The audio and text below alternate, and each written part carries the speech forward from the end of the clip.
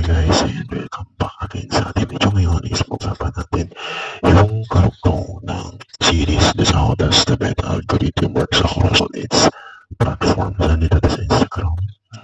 And may kinapi ako ng link ng user sa threads kanina. And try natin kung gagana yung kanyang algorithm. So yan.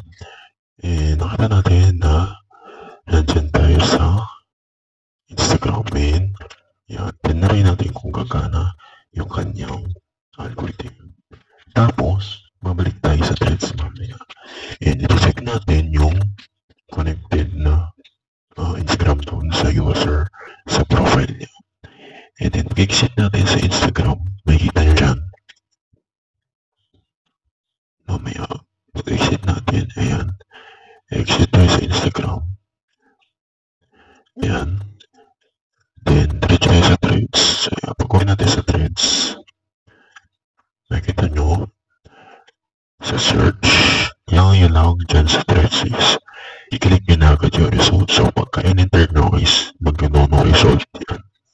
Once na enter na type nyo or na PC na yung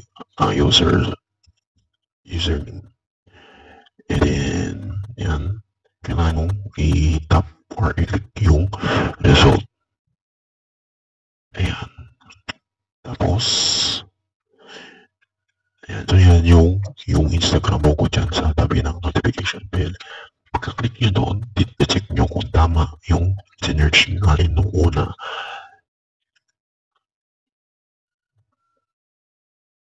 So, makikita nyo dyan na tama yung search natin ng una dyan sa Instagram.